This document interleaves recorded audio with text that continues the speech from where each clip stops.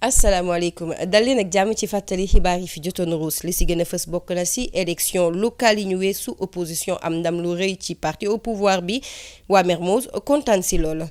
ba tey ci yooyule élection xalaatu askan wi si ni mu demee ak it ni ñu ko doxalee daa ngeen ci am ay leeral ci ci xibaar yi. yan daan wala yan coppite la nguur gi nar a amal ginnaaw bi leen opposition dumawee ci élection locale yi daa ngeen ci am xalaatu docteur bi nekk ca université Cheikh Anta Diop bu Dakar Mamadou Hadi Dem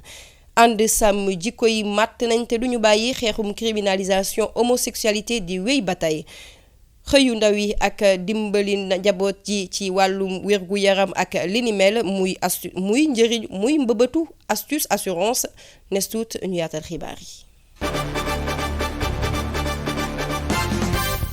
dal leen ak jàmm week-end bi ñu génn la sénégalais yi demoon amal élection locale yi ñu amal seen vote ñu nekk ci kujje gi nag gagné ci lu rëy lu bëri lool nguur gi waa sénégalais yu bëri rafetlu dal ak jàmm ji ñu defee yooyu la élection waaye di sàkku rek ci ñi ñu fi fal ñu def liggéey bi ca na mu waree suñuy ndaw demoon ca Géejawaay seeti ñenn ci ñoom ñu teewlu ci seen micro trottoir. Que le vote là s'est bien passé. waaw ñun daal li mën a wax mooy xëy na wax dëgg yàlla def na sutura ba woote yi jàll na ci jàmm ci sénégalais yëpp woote nan waaye dëgg-dëgg nemmeekun ay jafe-jafe yu bari te loolu wax dëgg yàlla jàmm réew mi la te loolu itam lañ doon ñaan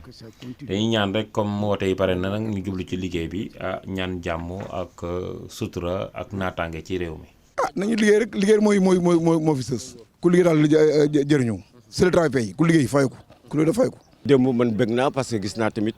vraiment nit ñi ni ñu yaroo ak ni ñu teggine ak vraiment am na solo suñu continuer noonu même élection présidentielle yi yaakaar naa ni lépp dinañ dox ci jàmm te kii gagné dina gagné ci jàmm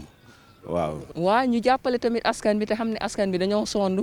ñu jàppale ñu ñoo gisee ñuy rayante ci nit am ci moom yaakaar yàlla bu yàlla tas yaakaar waaw noonu la rek merci beaucoup.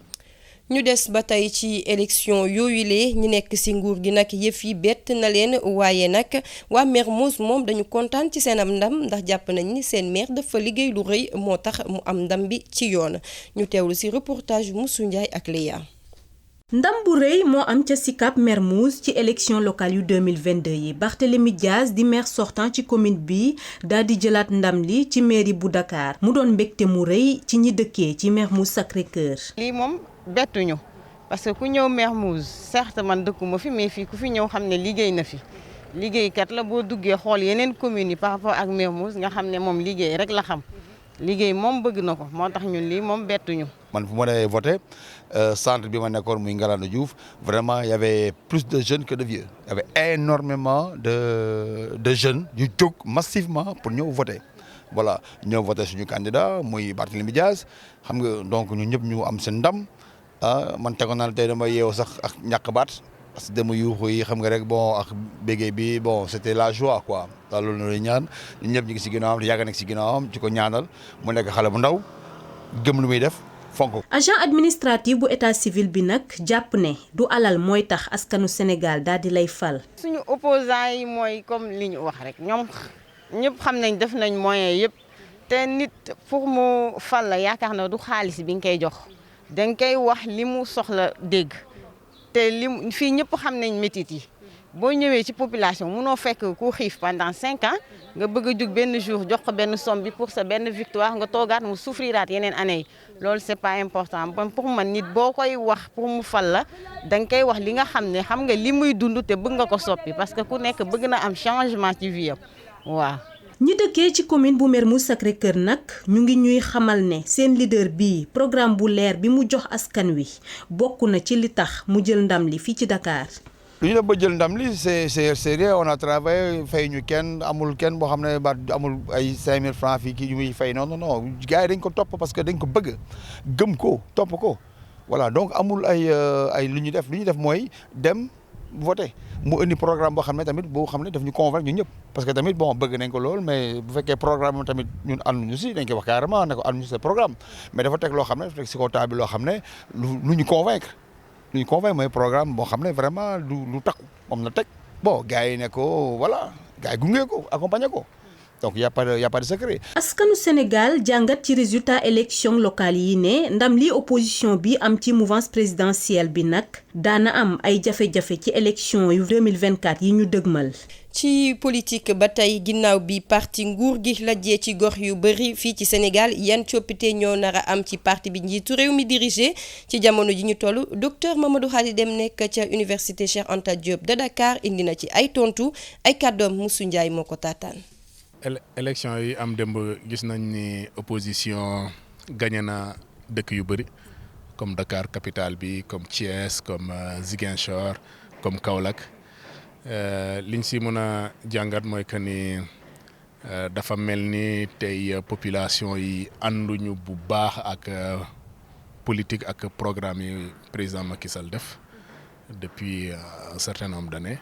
et que cela loolu jur na ay frustration yoo xamante ni tey nit ñi wane nañ ko ci seen choix yoo xamante ni c'était plus ay sanctions que adhésion ou wala benn volonté de réel de changement yaakaar naa ne loolu mooy jàngat bu njëkk bi ñu si mën a am. dina am impact ci élection présidentielle balaa présidentielle sax législative parce que 2022 am na élection législative donc bu dynamique bi changé wul et que bu ñu organiser élection législative 2022 cohabitation la ñuy am cohabitation mooy parti wala coalition bi. Gagné élection législative yi moom mooy tànn premier ministre donc opposition bu gagné élection législative premier ministre bi forcément ci camp opposition lay jóge donc di nga am premier ministre ak président de la république boo xamante ni bokkuñu boor politique donc mu nekk loo xamante ni du loo xamante ni dina yombal fonctionnement institution yi mais lu mat a sóoraale la parce que forcément élection législative war na am 2022 et que voté nañu loi bi restaurer poste premier ministre bu ko président promulgué dina nommer premier ministre mais bu demee élection législative bu ko ñàkkee premier ministre bi ak kii ci opposition lay jóge donc loolu dina non seulement dina fragiliser président de la République mais dina am njeexital yu xaw a compliqué ci fonctionnement institution yi. ñu waxee leneen coowal borom ñaari tur yi mu ngi wéy ba tey association ànd sàmm jikko yi di xeex ba tey ngir ñu amal criminalisation bi nga xamante ni assemblée nationale ñoo lankoon ne duñu ko wote ñuy ñaax sax nguur gi mu bàyyi agenda LGBT yi muy wéyal ci dëkk bi alxames bi la ñu amaloon ndaje ak taskatu xibaar yi suñuy ndaw teewe woon ko ñu teewlu ci seen reportage. association ànd sàmm jikko yi di sàkku ak araamal mbirum góor jigéen ñoom nag daal di nañ dut baaraamu tuuma nguurub Sénégal gi ñu jàpp ne daañu tuutal kilifa diine yi ci réew mi. lii nag la ki nga xam ni moo jiite ngombalaan nga muy assemblée nationale ak juróom-ñett ci ay nattangoom muy Moustapha Niass ñu jalgati yoon ba noppi jox seen bopp cër boo xam ni amuñu ko. te yoon joxuñu leen violé nañ constitution bu Sénégal ba noppi violé yi tamit règlement intérieur bu Sénégal ci ñoo xam ni ñoom lañ sas ñu war a wote ay loi ñoo war a xàll yoon kon ki war a xàll yoon su wëlbatikoo di sos ay ñall bu askan wi toppee ci ñall yooyu fan lañ jëm loolu ñoo ngi leen koy laaj ñoom waaye ñoo ngi koy laaj aussi askanu Sénégal fan la réew mi jëm bu fekkente ni ñëpp ay hors la loi la ñuy doon. waa association bi nag delluwuñu ginnaaw benn yoon ci xeex mbirum ngóor jigéen tax na ñuy soññu askan wi ñu daal di respecter loi yeeg règlement yi ñu fi tëral. dégg ngeen coordinateur agenda bi nëbbootul kon leer na ñu xam ne ab agenda moo fi nekk ku ko xamutoon na ko xam du aw nit ñu tëju ci seeni néeg ànd sàmm jikko yi fekk leen fa di xool lu ne. waaye Nations Unies moo am lu mu bëgg di ko imposer àdduna bi France 2013 nee na wéy may naa góor ak góor ñu sëy jigéen ak jigéen ñu sëy loolu France nangu loolu la ñuy togg ci Sénégal ci suuf maanaam dañ doon làqatu ci rondal gi ba dafa am luñ dencoon ci rondal gi bañ ko sëgg ànd sàmm jikko yi nag daa sëgg gis lañ denc ci rondal ga ne na génn dañoo ajoon bañ ko téel ànd sàmm jikko yi téel ba gis lañ ajoon ne nañ ko aj. gannaaw ba ñu yëglee seen ndaje ba ñu dëgmal ci 20 fan ci weeru février bi ñu jëm association bi dikkaat di jébaane juróom-ñeenti député yi dàq loi boobu di criminaliser mbirum ngóor jigéen. juróom-ñeent ñi nga xam ne ñoom ñoo jël ab dogal ni sunu xalif généraux yi ay citoyens ordinaires lañu dañ ko doon dégg waaye ñoom jëf nañ ko. Moustapha Niasse moo ca jiitu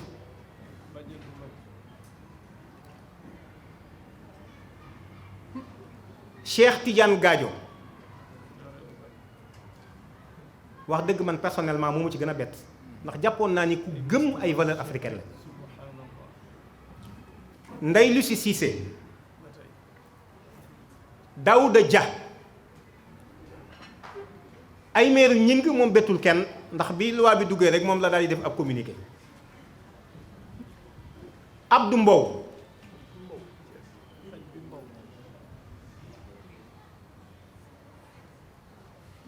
Ndeye Siré Ndiaye foog naa moo dëkk Mbour. Aïssatou Sow Diawara moom seeti woon nañ ko coordonnateur départemental bu Guédiawaye gi nii def nañ délégation dem fa mu assuré ñu ni loi bi moom maa ngi taxaw di ko xaar mbootaay gi ma yor bu ñuy ñëw rek léppay jàll laa wax soxlawul sax muy kii maa koy def ak Ale Lo ñii ñooy juróom-ñeent ñi nga xam ni ñoo jàpp ni askanu Sénégal tekkiwuñu dara te seeni kilifa yi tamit seen kàddu tekkiwul dara seen signature yi tamit amul benn valeur. association ànd sàmm jikko yi daal di taxaw temm ngir dàq mbon gi lëmbe Sénégal ñu ñuy xamal ne xeex bi mu ngi soogay tàmbali te daan ko wëyal ba ñuy am ndam. xëyu ndaw yi dafa nekk lu soxal lool réewum Sénégal loolee waral ay kuréel yu bari indi ci ay pexe ngir jàppale nguur gi ci mbëbëtam googu Astuce Assurance nag loolu la xam moo tax mu taxawal cabinet courtier français bi nga xam ni day yëngu ci wàllum njaay ay produits assurance santé ñu teewlu ci loolu reportage suñuy ndaw Moussou Ndiaye ak Abdoulaye Wade.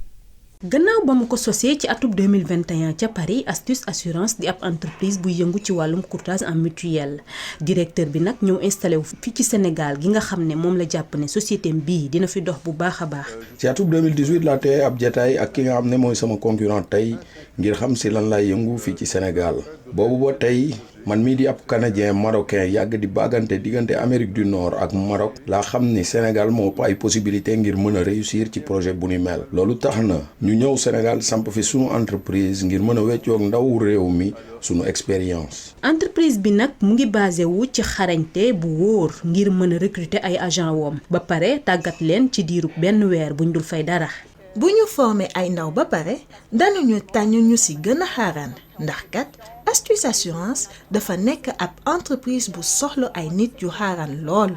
bu ñu tànnee ba pare nga def ñetti weer ñu lay fay waaye di la jàmbaraale ba xam des na la mun na dénk ak poste ci entreprise bi la. cabinet Astuce Assurance bi nag ndaw ñi la gën a jox bopp rawatina ñi dégg français te di ko làkk bu baax waaye tamit am ay bëgg-bëgg lool. ñi ñu gën a soxla fii ci Astuce Assurance mooy ndaw yi nga xam ne dañu am ay bëgg-bëgg teg ci dégg bu baax français te mën koo làkk ay jeunes yu am ambition te bëgg àgg ci beneen niveau waaye tamit dëggu lool ndax kat assurance daa bokk ci liy jëmale as réew kanam. jàppale ndawu Afrique yi ngir ñu mën a am liggéey bu mucc ayib bokk na ci li gën a yitteel cabinet bii di Astuce Assurance mi jëmmal ay liggéeyam ngir saafaral jafe-jafe yi ndawu Sénégal gi di jànkonteel. mbokk yi li ma fi jotoon ruus ci ay xibaar sant ak ngërëm ñeel na leen di sàkku ngeen wéy di seetaan suñuy programme